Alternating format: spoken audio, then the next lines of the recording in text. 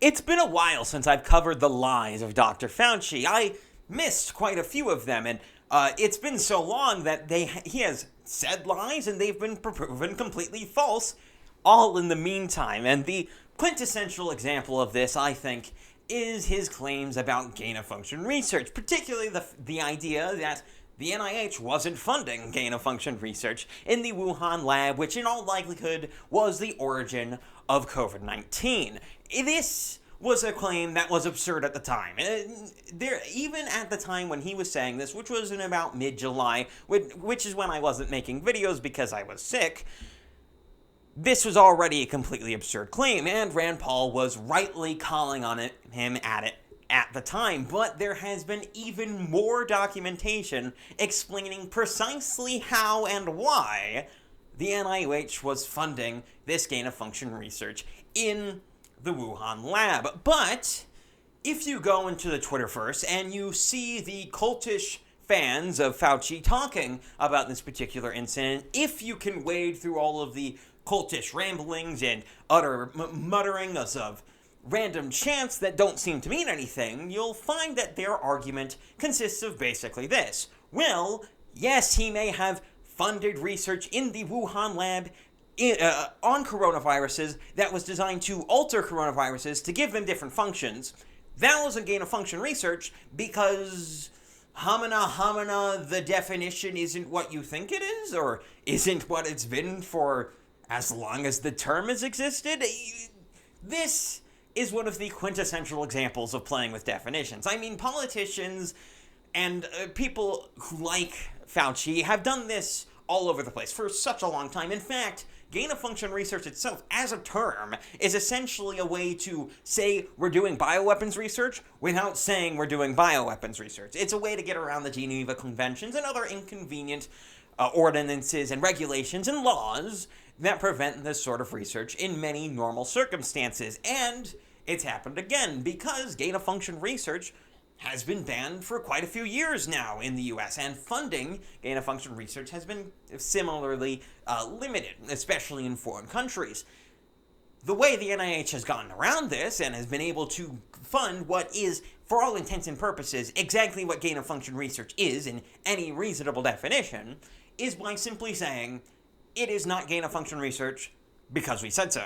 And that is the fundamental argument that is done in these documents. Because if you go through the documents themselves, you'll find declarations that though we are funding this X, Y, and Z, it's not gain-of-function research. Don't worry about it. Don't look into it. It doesn't matter. So why do you care? This is the sort of mealy-mouthed nonsense that comes out of every public health official, which we might as well call them political health officials anyway. Dr. Fauci is, for all intents and purposes, a politician. To say that his job is not political is a simple absurdity, and this is no more obviously seen than in his comments on ICU bed capacity, because he is supposedly a doctor. He is someone who should understand why his comments on ICU capacity are absurd, because, okay, to give you more context, the ICU bed controversy is one that has come up a number of times. It's something that happened earlier on in March and April of 2020, which was the original impetus, in fact, for 2 weeks to slow the spread and the massive amounts of lockdowns that we've gone into in the interim. It is now happened in the second wave that was happening across, well, the entire country in the summer of that year, and it has now happened again, and it has happened myriad times over the years, and this, I think, is one of the more pernicious ones, because we're finally getting out of all of the COVID hysteria, and it's for good reason. People are tired of the COVID hysteria. They don't want to be involved in this sort of thing. But Fauci, being who he is, wants to drag people right back into it by claiming that the fact that ICU bed capacity was up at 90% one day in some states, that this is going to overrun the hospitals in just a few days, when it turns out that this is based on a complete misunderstanding of how ICU capacity works in the first place. You see, ICU capacity cannot be compared to something like, say, the amount of bedrooms in a house. It's something that is not completely stable. The amount of beds that one hospital has active at any given time, which is the statistic that I actually use for this statistic, is different depending on the day. It's much more like the amount of bread that a bakery buys on the day or bakes on the day. If a bakery makes a bunch of bread and then on the day when they're selling it, they go through most of the bread, they go through, say, 91% of the bread, they're not going to have a bread shortage the next day, because by the time the next day comes, they'll have made more bread and they'll have more to give. And not only will they have more, if they have any sort of a competent manager, they'll be making more than they did the day before, expecting that there's going to be a certain level of customer base that they might not have had in the past. The same thing goes for hospitals. Their active beds change basically on the daily. That's why that's part of the reason they can move their beds around and collapse them so that they can be more easily stored. Now, those beds can't be used on a emergency basis. You actually have to go out and get them. But they are still there, and they can very quickly be set up. And even if that wasn't the case, even if these hospitals had completely stable and static bed situations, it doesn't even matter at that point. Because as 2020 so aptly proved, we can create completely spontaneous field hospitals out of basically nothing to handle coronavirus. That's what happened in New York. New York also got a cruise hospital ship that never got, and neither of these things ever got used, because the reality was the hospitals weren't that overrun. It didn't end up overwhelming the hospital system, not only because lockdowns, despite the fact that there's not a lot of evidence that lockdowns helped well at all, especially New York, where the peak was quite literally the highest and the fastest in the country. This ended up making massive amounts of problems for the field hospital, because they never used it. It was a very bad propagandistic thing for Cuomo, especially considering he was also going through the whole grandma killer phase at that point in time. And this was also a problem for Dr. Fauci, because he was making these same claims, and he's making them again. And this isn't the only repeated lie he's done. He also is now doing it for the booster shot. And this isn't even a lie that is something a year old. This is a lie from not 2 months ago, or 3 months ago.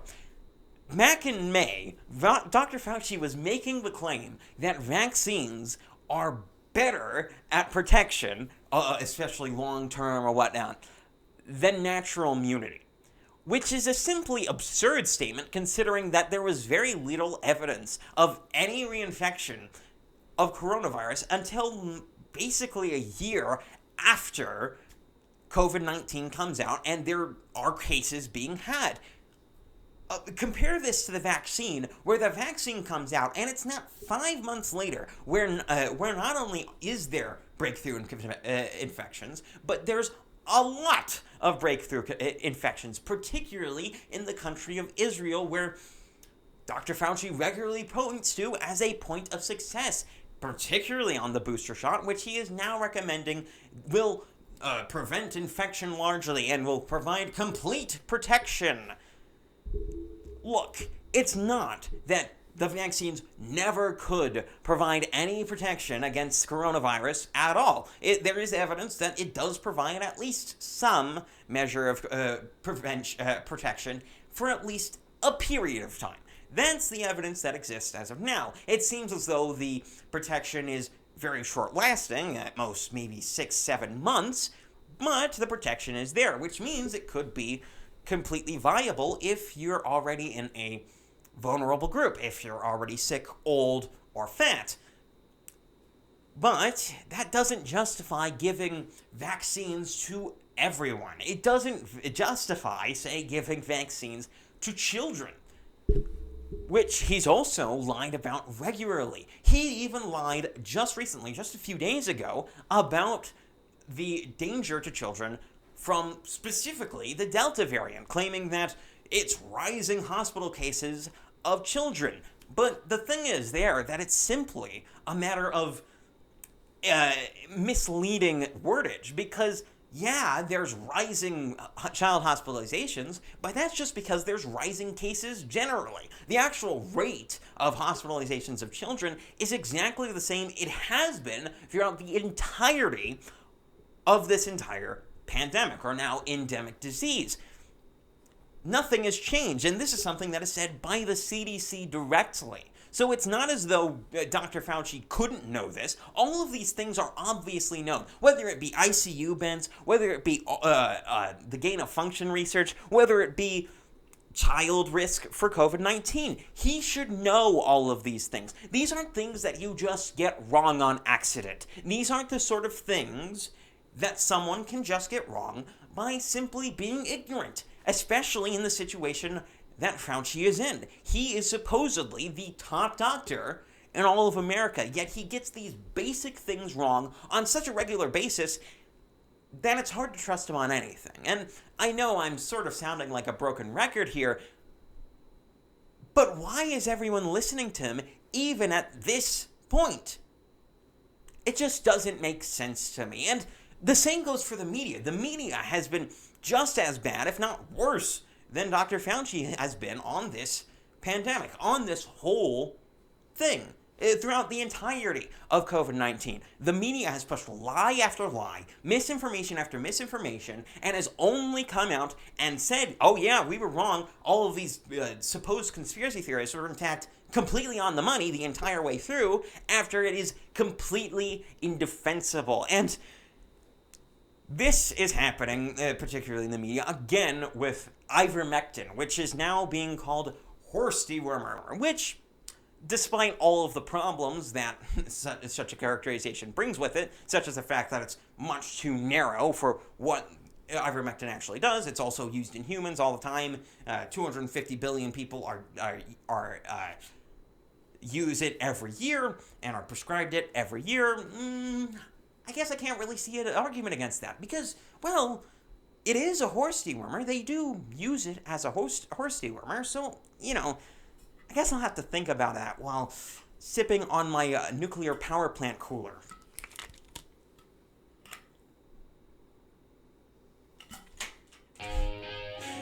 I'm KelKidman. This has been Breaking on the Daily, and I'm out.